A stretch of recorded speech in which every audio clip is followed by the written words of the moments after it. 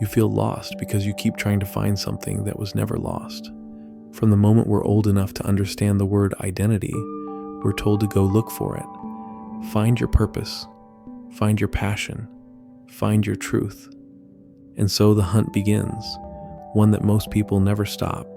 You scroll through social media, comparing yourself to people who seem like they've figured it all out. You chase lifestyles, follow routines, try on philosophies like their outfits, each one promising, this will be it, this is who you are. But after all that effort, all that noise, all that trying, you still feel hollow. Not because you haven't found the real you, but because you keep believing you're somewhere else. You've turned your identity into a puzzle, and now every moment feels like something you need to solve. But what if there's nothing to solve? What if the version of you that's quiet, still, and not reaching is already complete? The search becomes the disguise. You don't feel lost because you lack something. You feel lost because you've trained your mind to believe you're incomplete. And the longer you keep searching for yourself out there, the more disconnected you become from what's always been here. You've been told your whole life that you're supposed to become something, become successful, become confident, become your highest self. So naturally, you assume that who you are right now isn't enough. You treat the present moment like a waiting room for the real you to finally show up. But pause, really sit with that. This constant obsession with becoming, it's quietly built on the idea that your current self isn't worthy. So you wear masks, try harder, shapeshift just enough to be liked, accepted, admired. And what does that create? A split inside you. You start living with two selves, the one you actually are and the one you think you should be. And that gap between them, that's where the feeling of being lost lives. No matter how far you climb, how many habits you perfect, how spiritual you try to act. If it's all rooted in the belief that you need to find yourself, then you'll keep reinforcing the lie that you're missing. You'll build castles on sand. You'll chase sunsets that never stay. You'll keep asking, who am I? And never be satisfied with the answer. But here's the part no one says out loud. You don't find yourself by adding more. You remember yourself by subtracting. When you stop trying to be impressive, when you stop performing for the world, when you stop narrating your life like a movie with a hero arc, that's when you begin to feel again. Not for show, not for success, just feel. And in that quiet space where you're no longer proving anything, there you are, still, undeniably present, not becoming, just being. Somewhere along the way, you were convinced that you are a project, a constant work in progress, a puzzle that always needs one more missing piece. So you started treating your existence like a checklist. Fix your mindset, heal your past, build better habits. You convinced yourself that if you just fix a few more things, you'll finally arrive. But where? Where exactly is that destination? Because here's the honest truth. The finish line keeps moving. The more you improve, the more flaws you find. The better you get, the more pressure you feel to maintain that image. And it never ends. That's the trap. You think you're growing, but in reality, you're just polishing the mask. You're just making your ego look more spiritual, more productive, more aligned. You don't need to become some perfect ideal version of yourself. You don't need to sculpt your identity like it's some statue you're carving from stone. You're not a task to be completed. You're an experience to be lived.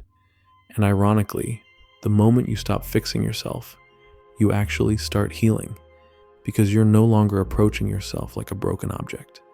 You're meeting yourself with softness, curiosity, acceptance. You realize the pain wasn't always from your past. It was from the way you kept trying to escape the present. You don't need to reinvent yourself. You need to meet the self that's been patiently sitting beneath all that noise, waiting for you to stop trying so hard to become, so you can finally learn how to simply be. Here's something no one ever explains clearly. The version of you that feels lost is actually the version that's addicted to movement. Not just physical movement, mental movement, constant analyzing, daydreaming, planning, comparing, regretting, always somewhere else. You wake up, and within seconds your mind is sprinting. What do I need to fix? Who do I need to be? What am I missing? And that speed becomes your identity. You feel alive when you're chasing, when there's something just out of reach. But when everything goes quiet, when there's no goal, no crisis, no distraction, you suddenly feel empty, anxious, like something's wrong.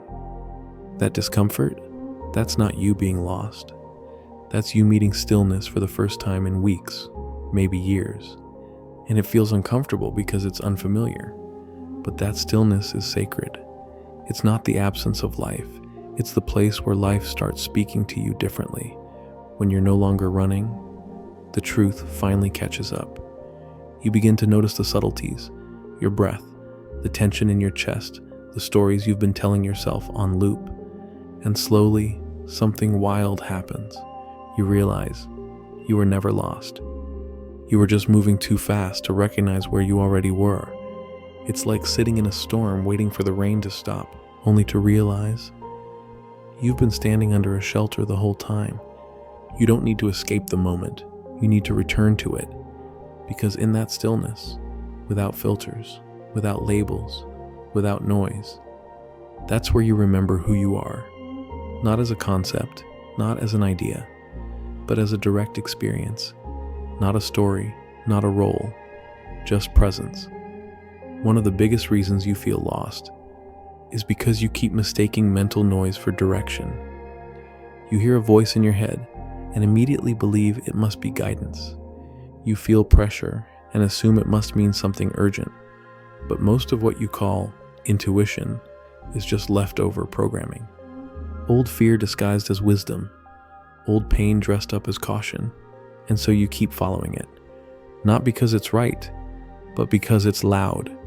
The voice that tells you you're not good enough unless you're achieving something.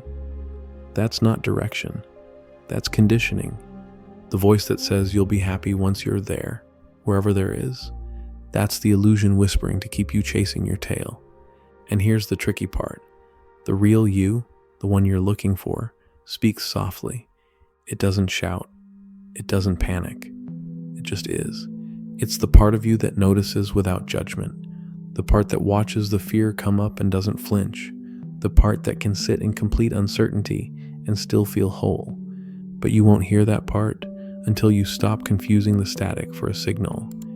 You've been tuning into the wrong frequency. You've been listening to the anxious mind, narrating your life like a crisis. But your clarity doesn't scream, it waits. And when you're finally quiet enough to hear it, you'll realize it's been here the whole time, beneath the layers of opinions, fears, projections. Still, anchored, free. You never needed more answers. You needed fewer distractions. The truth about who you are has always been here, but it doesn't compete for your attention.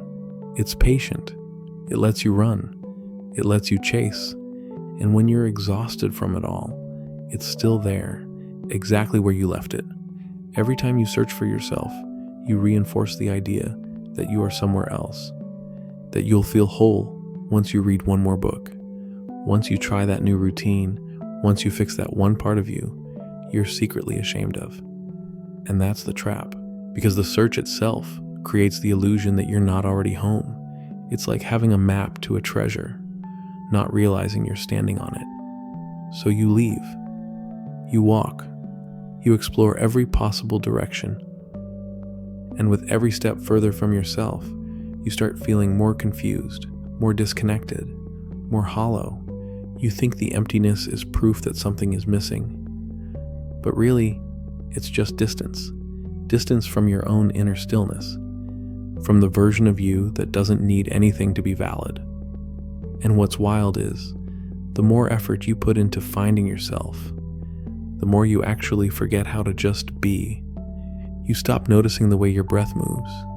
You ignore how often your body gives you quiet signals. You overlook how peaceful a moment can be when you stop trying to extract meaning from it. You trade presence for progress. And no matter how much you accomplish, you still feel like a stranger to your own life. But when you stop searching, something incredible happens. You start noticing the way the light spills through your window, the way you laugh when no one's around, the way you soften when you're not trying to impress anyone. That's not you finding yourself. That's you remembering who you were before the world told you to be anything else. You weren't born lost. You were born aware. You only started feeling lost when you began believing you had to become someone more acceptable. But the truth, you've never been too far from yourself. You just stopped listening to the quiet parts. Here's something that might feel uncomfortable at first. You were never meant to be clearly defined. Not by your job, not by your style, not by your past, your pain, or even your healing. But we live in a world obsessed with clarity. People want to know what you are, what you stand for, what box you fit into. And over time, you start playing along.